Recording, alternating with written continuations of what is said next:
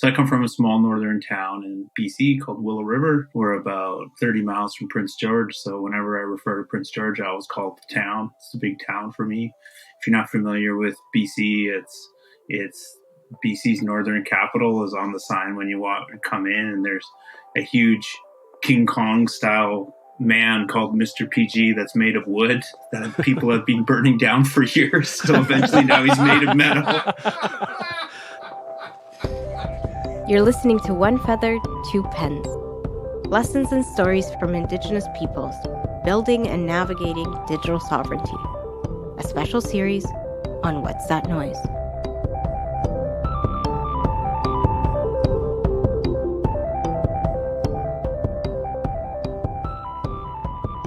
Such a perfect stereotype, isn't it? It's like, well, that's wood. I bet you I could burn that down. Yeah. We built them of straw. Let's build them of straw first. No, let's build them of wood. Let's build them stone. So that's where I'm from. I grew up in the north. I grew up as a country kid. I still kind of see myself as a country kid. That's what I was going to do. And sort of how I got into tech was, I tell this story a lot when I'm talking to people in the north, or just kids that are thinking about getting into tech, or just people thinking about getting into tech, because I'm almost 50 years old, and when I grew up, we had gym class, and then the gym teacher reluctantly had a bunch of people come out and hand out pamphlets on what you're supposed to do, and some kids were reading pamphlets on like, you're going to be a pilot, or you're going to go work on computers, or you're going to do anything. And I showed up late to the class because we were the bad country kids. And the only one left was somebody that used to work from my little town that worked in food services and said, you should be a cook, and handed me the pamphlet. It was the only pamphlet left. So I took it home and, put it on we had, those fake wood board bunk bed room up north. And put it on there over the weekend. And by the time I went into school, because you had to write a report on what you're going to do, it's like, looks like I'm going to be a cook. And I thought it was like, I just wrote it on that because I had the pamphlet, and I ended up doing that job for 15 years. Wow. And come on, so you're like almost like a success story of that program that dictated your future. You're like the one guy in that whole class that actually panned out.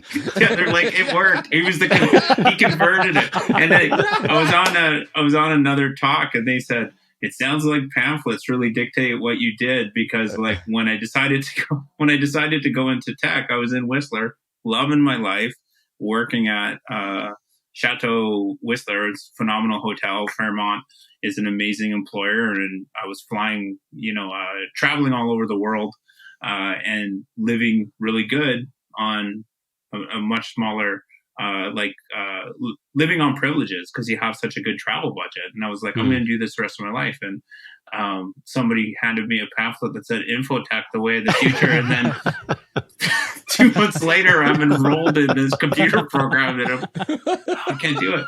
And the election was just here for the mayor, and somebody handed me a pamphlet for counselor, and lo and behold, I voted for him.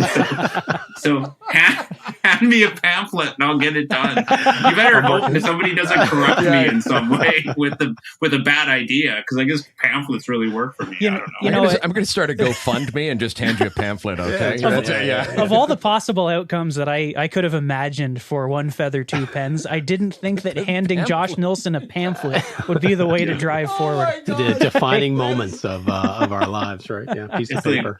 Like one feather, two pens, and one pamphlet for Josh. Yeah, that's right. Yeah. We'll call it a three-pager, though. Yeah. One feather, two pens, and a three-pager. Until somebody said that out loud, I was like, no, I don't really get converted from pamphlets. Yeah. So that launches you into a new journey into tech. Yeah, I went to... So they had this program at Capilano College. Now it's Capilano University. So technically I could say I went to university.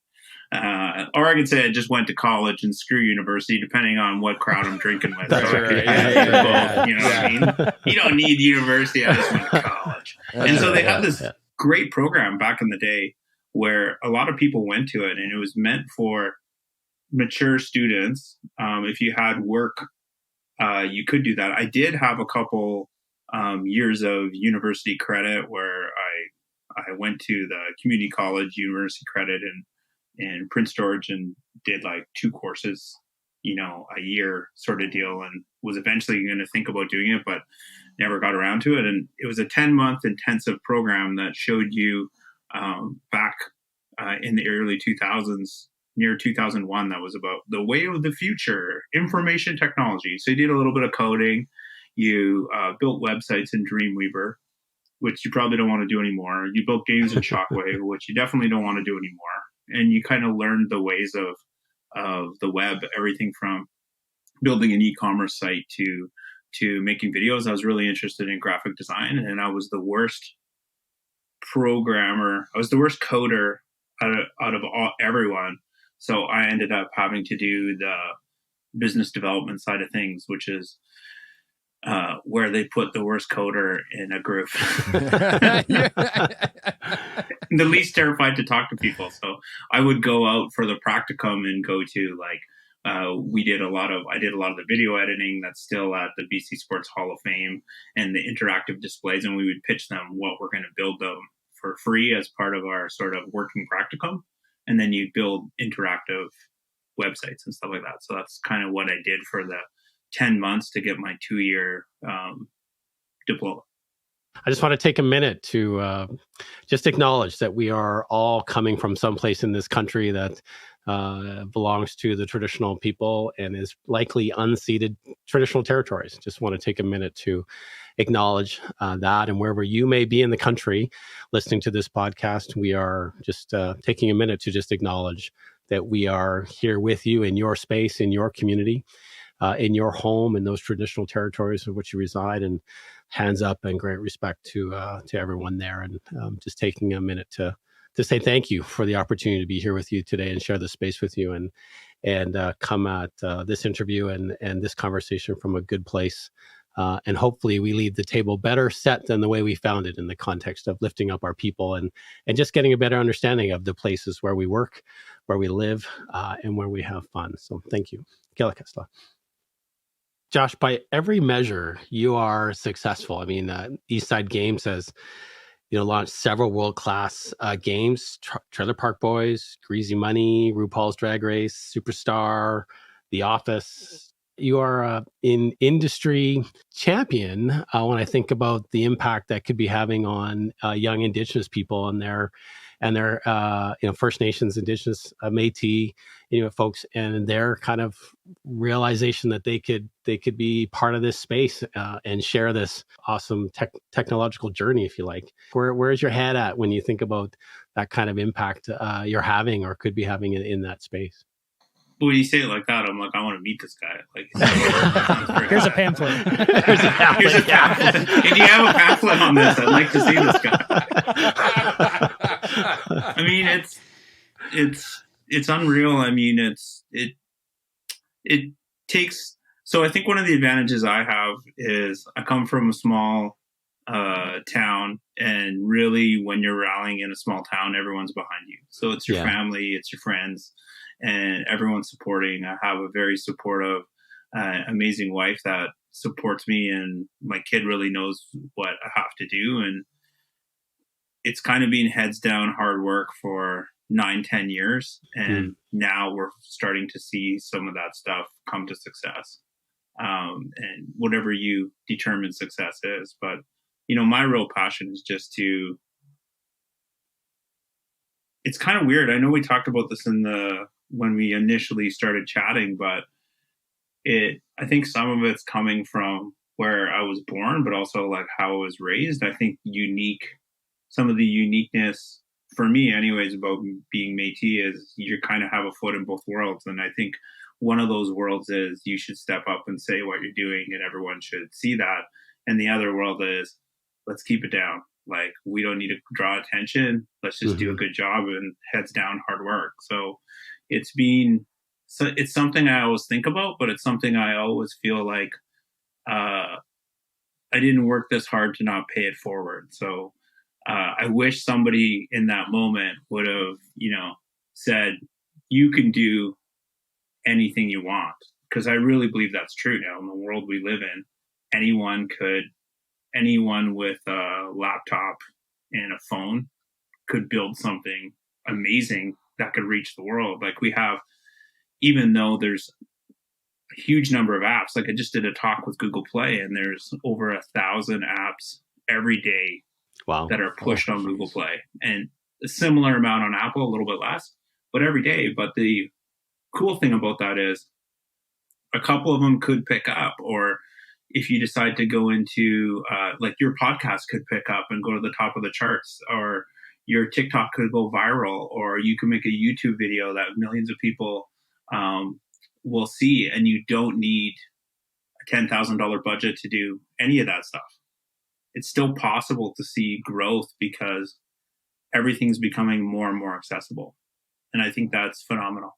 Do you think it's just like the bravery of, or the bravery of taking that first step? I mean, when I think about potential barriers to entry for folks, sometimes it's just the absence, if you like, of that, of readiness or acceptance or self-confidence, if you like, just to take that first step and do that crazy thing that you know you're going to love doing, and to put it out there for the world to see. So yeah, that's something I think about all the time. I think sometimes the barrier to entry is, it could be environmental, it could be the ecosystem around you. So for example, if you're launching a new startup or you're launching a new idea and you're doing that in Toronto or Vancouver, or even some of the bigger cities like Edmonton or Calgary that have a tech hub that you can go in and get a really cheap shared desk or sit in a coffee shop and do that, get that encouragement as a WeWork.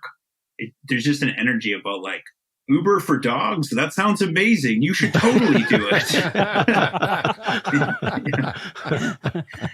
Pamphlets for dogs? Yes. Then we can get them, we can train them faster. Like people really, really pick up on that. But I think where we're kind of falling short a little bit is we're not, people that are successful are talking to the same group that are, and whatever your relative version of success is, people that are, successfully thinking of ideas and jamming together and working together are doing it in the same clusters. And in BC, that's Vancouver and Victoria, and a little bit of Okanagan. But if you're outside of those areas, there's little to no support, and it's really hard to get traction that you just kind of go back to where you know. So I think that's the challenge, is to bring that messaging and to bring that passion into new places, and to have that innovation for people to say like, yeah, you should do that.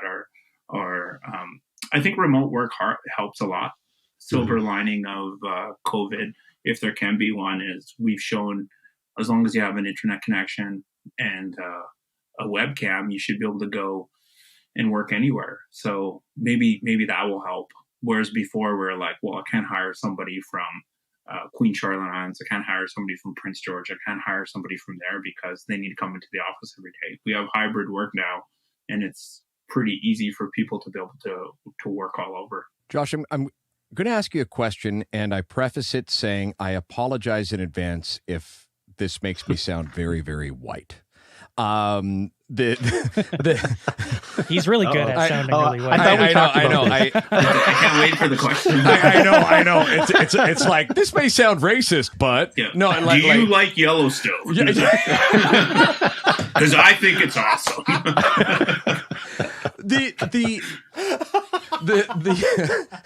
This is going to go off the rails real quick. When a guy from Ontario, a white guy from Ontario, sees kind of reads the news about what's going on and things along those lines, one of the things that we kind of get through rhetoric is a lot of people saying the way that Indigenous people are going to get back in touch with our roots is by falling back in love with nature and our former customs and things about things like that. And I look at that and I say, oh my gosh, look at all the barriers to that. That would be so hard, things like that.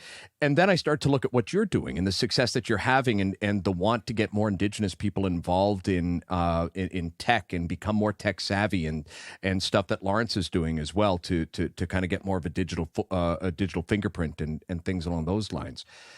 it feels almost at times like what you're doing is almost kind of the anti-narrative of what maybe a lot of us, like I said, white people in Ontario are understanding as to what the goal is for Indigenous people. Do you see that as a barrier, that there's this want to say, oh my gosh, we got to get more in touch with the land. We got to do this. We got to do this. Oh yeah. And by the way, we're going to be more tech savvy, which is kind of the furthest thing away from what a lot of us picture as kind of the Indigenous kind of culture and the get back. Does that make sense? Is my question making sense? Yeah, I think I get you. I mean, that's a big question, but I will say, like, one of my goals is so in BC alone, like in BC, I think the first challenge is there's not enough Indigenous people in tech. There's, less than 1% of people that are in tech right now. And that's not saying that's the stat is there's not people that have identified as Indigenous in tech. Not that there's not that many. There's still a problem with not as many Indigenous people in tech as there should be. But the challenge is that we haven't made comfortable environments for people just to work in tech. And I think my goal that, if I were to put a goal and say, like, what would you like to see the tech ecosystem? I hope one day in tech, we can just have like people feeling comfortable working in tech, and there doesn't have to be that preface on it. You can just be, I got you. Josh working in tech. You know what I mean? And I think having more people that are successful in the space is a great thing. I think encouraging more people to get into the space is a great thing as well. And also, I think companies have to do a lot of work to educate themselves. I mean, the term, for me anyways, and everyone has a different opinion, but for me anyways, the term Indigenous is a term that is a huge term that accompanies all of the Inuit people, all of the Métis people, and all the First Nations people. And if you unpack either of those verticals, it's so many different cultures within that. A lot of people that don't even get along, or they get along when get along and then don't get along. But it's such a blanket term, right? That I think goes back to. I mean, I'll come back to your show to talk about when you have your colonization show. I'm happy to come back on and talk about that stuff. But I mean, that's kind there's no confusion on that whatsoever. We could never do a show about that. like to me, that's the term that I see confuses a lot of companies or organizations, because it's such a huge term. It's like saying, all of Europe, one of you say what you would like.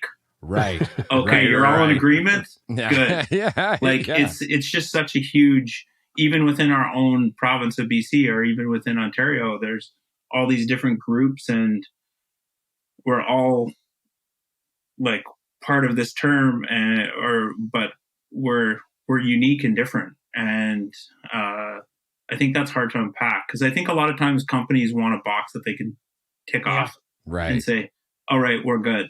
And it goes deeper than that. And I think intentions are good, but I'm not 100% on people want to do that work. So I kind of pull back on that a lot and try to focus on the first problem, and about getting more Indigenous people in tech, right?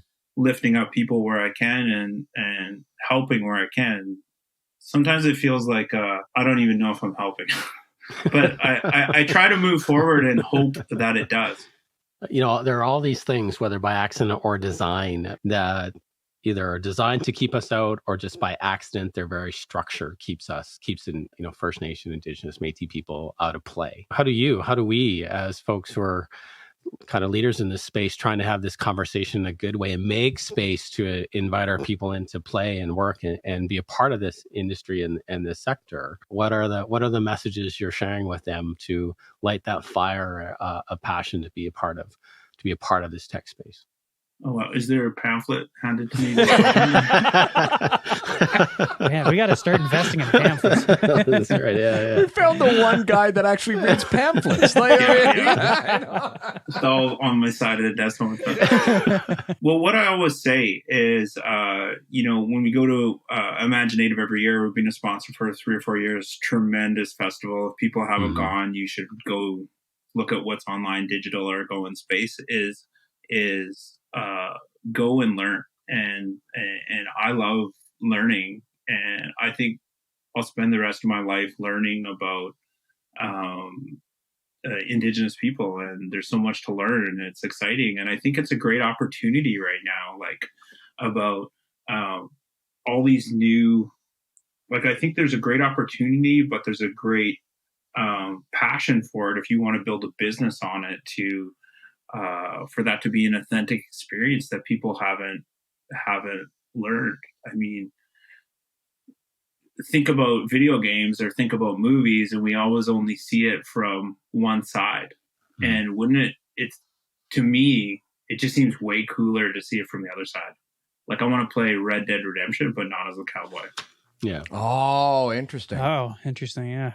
And I also want to experience art and cinema and video games, but I think the first people to break those tropes, so it doesn't have to be like you see a guy on the prairies and you're a cowboy and he has a feather. What do you do? It's like, well, I better shoot him. Right. Like he might just want to talk. But that's how it is, right? In every game or every so movie that true. you see. Imagine though if you can have an interactive piece where you could learn that and you could ask questions and there's no stupid questions. It's in a safe environment. You could learn about those things. I think that's amazing. Like I really enjoy that, but I think the public would, and I think looking at looking at how successful Prey was amazing. I know so many people that watch Reservation Dogs and they love it, and to like enjoy it in the learning the culture, but being invited in. I think that comes natural to Indigenous people to invite you in and say, hey, look at this. This is great. Be part of this with me. See this. And everything from technology, I think, can be a great provider of that. I mean, if you have an authentic story, I think now more than ever is a time to tell it. Whereas maybe in the past it wasn't, and you'd have to tell a story that was non-authentic. It's a market that's only going to grow. It's familiar because it's always been here. You just never noticed it. I don't know if it goes along with it, but I also sometimes am hesitant and feel like a level of guilt to be like talking about where we're pushing forward and we're trying to grow this. But just because you're successful or your version of success doesn't mean you can't lift up other people. Like I was a nominee for BC Tech Person of the Year. I won that this year. It's a Nice. Peer Chosen Award. I'm very proud of that. But I was most proud that Melanie Mark sent me a thing from the legislation from the government. At first I was like, Jesus, from the government, what is this? And I looked at it. And it's like a pamphlet because it's like a folder that opens. So I was really interested. You're excited.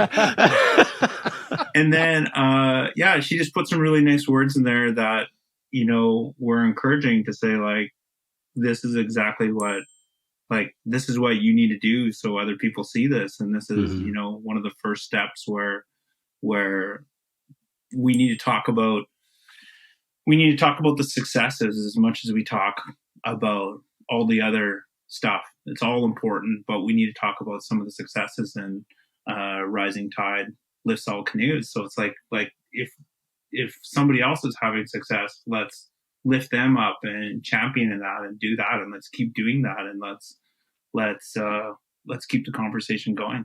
I'm curious, what sort of things come to mind for you about what tech companies and the tech sector could be benefiting from by including more young Indigenous people?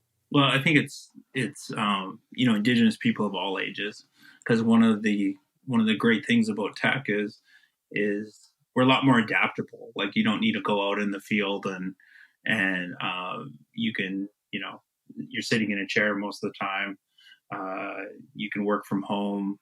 It's very flexible. We can work with people all over Canada, wherever they're at. And I think that provides an amazing opportunity.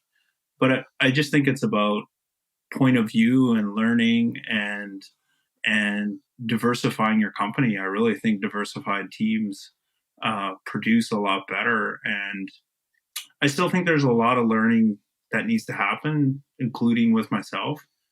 And I think when companies really decide that they want to work on this, they want to have more Indigenous people working with them, it's a lot of work, and you have to be prepared to put in that work. And I think that's really good for you in order to do that. Even with some of our Indigenous streetwear, we work with, we did a couple collabs with Section 35. It's a phenomenal company to do some collabs with us. And there's a lot more work to go into to really understand what they're building, what they mean, and how that fits into you as a company.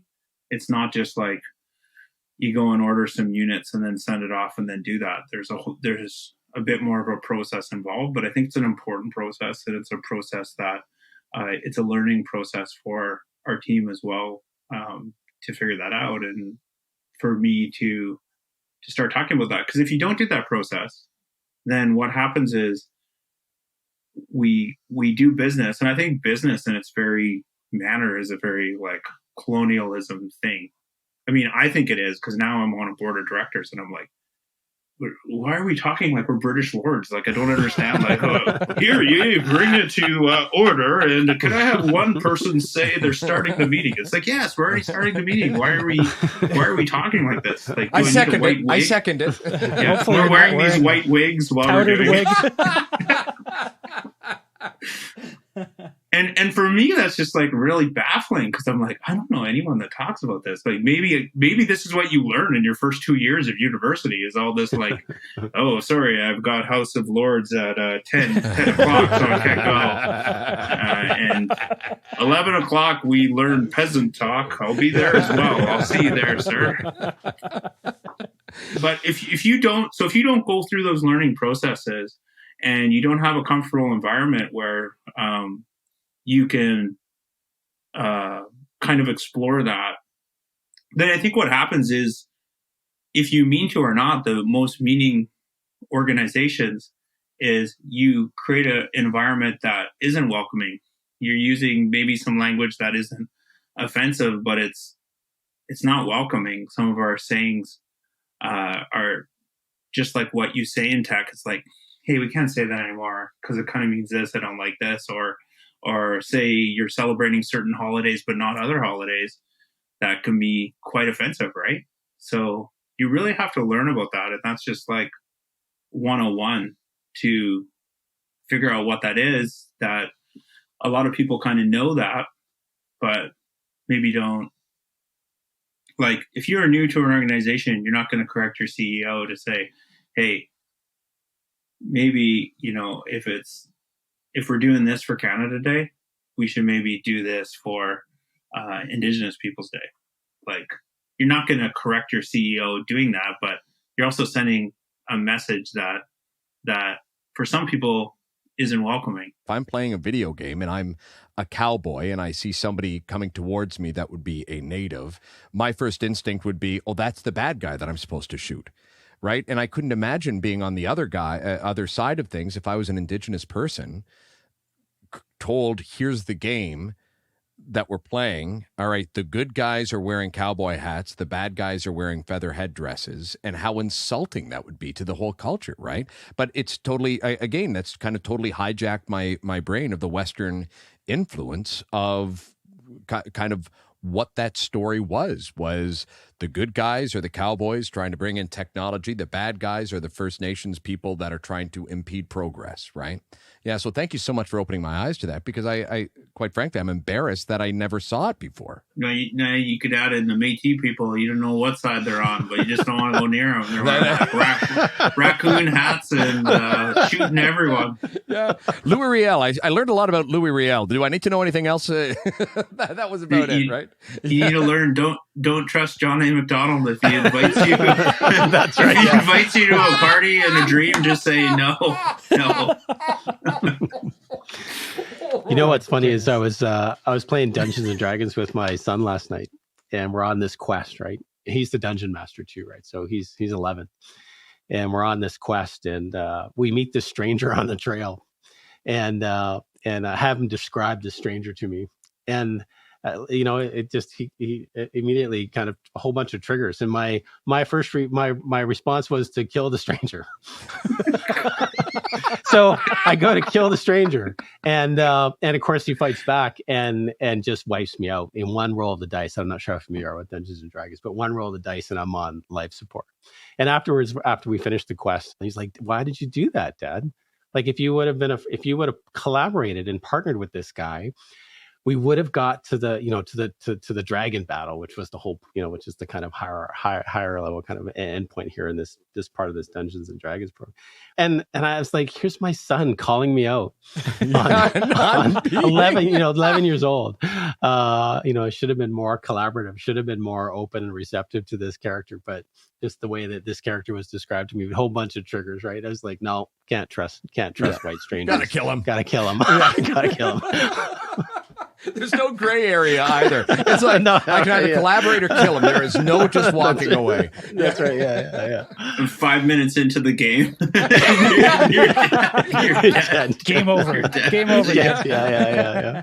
Yes, you better watch the hockey game. All right, we're done here. Brilliant pamphlet. In the pamphlet of life. I mean, just my advice is pretty boring, and whenever I give it, if I'm giving an interview, I'll see somebody's getting ready to write it down, and then when I start giving it, it's so boring. They put down the pen, and they're like, "Ugh, I thought it was going to be something else." To do what I needed to do in the hotel business, and I wasn't qualified to do there, and I wanted to eventually, I wanted to go from being self-taught line cook to a chef. I never achieved that, but it was every day being the first in the kitchen, being the last one to leave. And it took 4 or 5 years of work to be a kitchen manager. Then I continued on working at that. To work in tech, you have to be driven. If you're not privileged enough to go to university or to have a connection, the only way that you're going to be successful is to outwork everyone. And it's not thrilling. It's not sexy. It's heads down, be the first one in and the last one to leave.